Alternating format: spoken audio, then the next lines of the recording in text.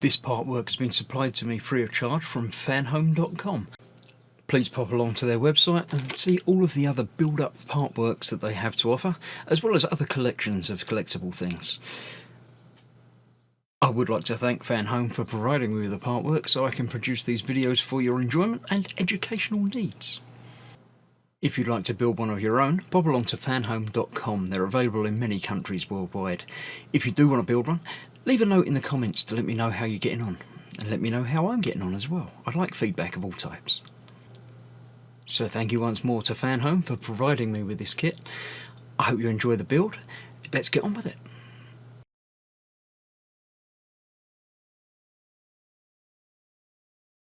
Hello, I'm Chris, this is Gross Models, and welcome to issue 51 of building the Dodge Charger RT from Fast and Furious.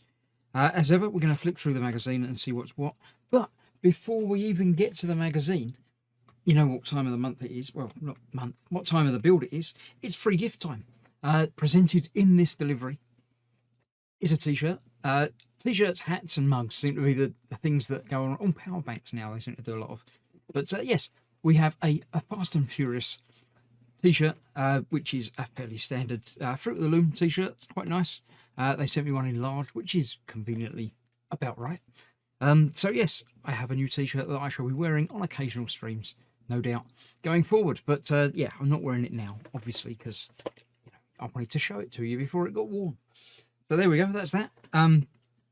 Issue 51, let's have a look through. In the world of Fast and Furious, we've got a night race in Los Angeles.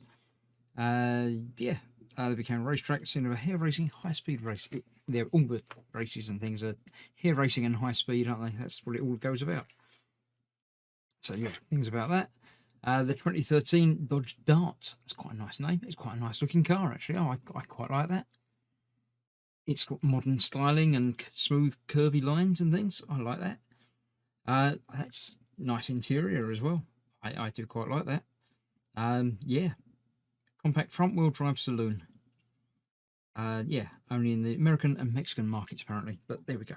Right, when we do the building, after we flick through the rest of the magazine, we're attaching the pedals to the inside of the cockpit. I have already done that bit and basically it's disconnect the brake pedal. The brake pedal switch. I didn't see the point in filming getting the entire car up on the bench just to do that, because the rest of it's done without that. So yeah, we'll do that momentarily, and then it'll end up looking just like that. But first of all, we've got the Tuning Mania Extreme Cleaning. Yeah, it's buffing and polishing and stuff, isn't it? Yeah. Something more than a quick automatic car wash. Yeah. So there we go. Yeah, cleaning, polishing, making it look nice, detailing, all good stuff. Not that I. There we go. That's that. Right, let me clear the bench. I'll get the parts ready, and we'll get on with this time's build. So this time build parts consist of the 3 pedals, a bracket to hold the switch and the wire in place, some screws, and a spring, which I assume is going to be in the brake pedal so it springs back up.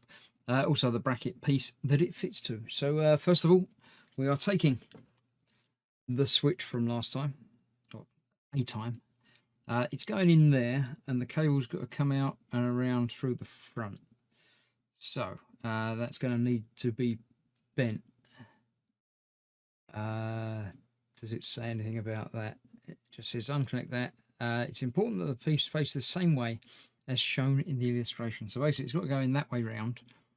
So we've got to get these wires coming out that side. So those wires are going to have to go somewhere else as well. That's interesting. Right, so let's have a look and see. Let me just look ahead. Yeah, that's got to go further down than that, because that bracket is going to go over the top of it. That way round. And that's got to go all the way down to there. So, nah, it's not really designed for these wires to be there at all, is it? So we're going to have to bend these down that way. And bend those. Is there anywhere for them to go? I think there probably is. So let's bend these legs outwards to give us a flat area. Put that in there. I'm going to bend that down underneath the bracket and see if we can't get that maneuvered in place. That's not going to fit there because that's in the way of that. I'm going to have to get creative with bending these pins out of the way. In theory, I could probably cut them off, but I don't want to because I don't want to do anything unforgivable. So, yeah, let me work on this and come back and show you what I've figured out. Okay, I've jumped ahead slightly and put the cover in place because I needed to make sure everything fit underneath where it should. It did take some bending of the wires and the pins, the legs to get them in place, but I think that's how that should work. And the switch, I can still feel and hear clicking in action as it goes in there. So that should be exactly like that. It says these wires should come out from there, and they're going to be able to sort of do that, maybe, but we'll worry about that when it comes to doing other things. To begin with, we're putting that aside, bringing in the base from previous, and then we're going to start fitting the pedal to that. So this is using the spring and the brake pedal. So this is where all of these hinges and things are coming into play. This is obviously going to go on there like that.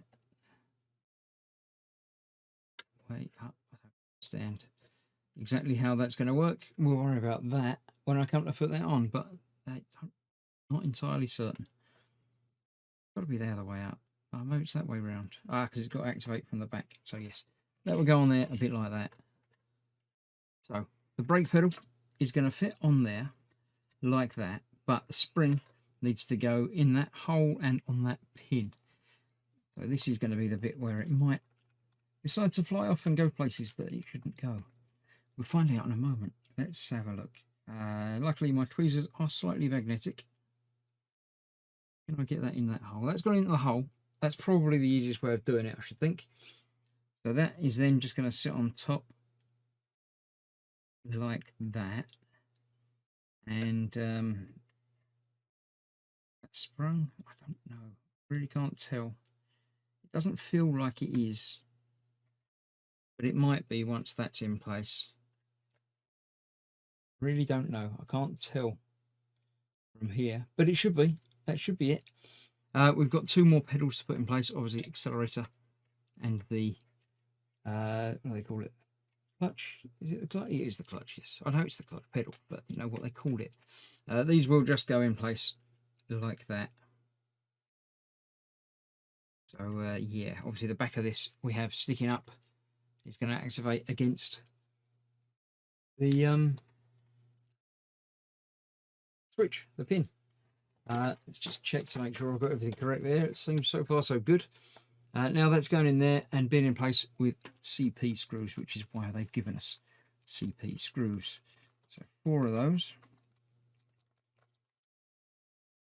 It's going to go and screw from underneath.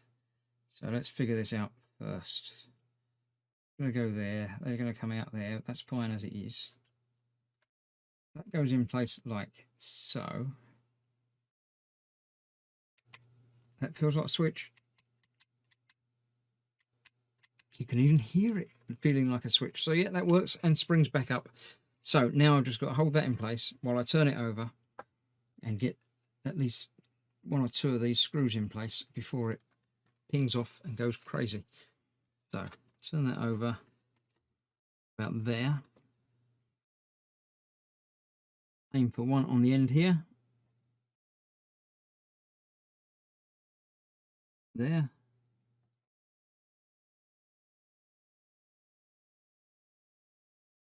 Going somewhere, so hopefully that's going to be okay. Let's get another one in. Cross in the 3rd position, I think I'll go for. Just here, next to the switch. So, not tightening those down quite yet, but that feels like that should be in the right place. Nothing that I can damage the gear stick if you just turn it up the other way, so be careful of that while you're doing all of this. So let's do it holding it in place, get the other 2 screws in place and then tighten them all down, and then we can try it out and make sure it does work. what I will do is take it back over to where I've got the main chassis in storage, plug this back in, and make sure that the brake lights do still come on when I push the pedal down. I'm not going to bring the chassis over to film doing that, but if it doesn't work, I'll come back and have another go and show you what's what. But assuming it works properly, then that will be the end of this time's build. So that's that. These pedals obviously don't move. They move a little bit, but not really. That one does, and makes the clicky noises as it activates the switch. That's a very loud click. But there we go. That is that. Hopefully all working and attached. If it isn't, I'll come back and tell you. If you don't hear me anymore until the next episode, then just take for granted that it worked. It's in the right place. It just doesn't feel quite right. But there we go. That's that. I shall see you very shortly for the next episode, or in just a moment if this doesn't work. But hopefully it does. And I'll see you next time. Thanks for watching. Bye bye for now.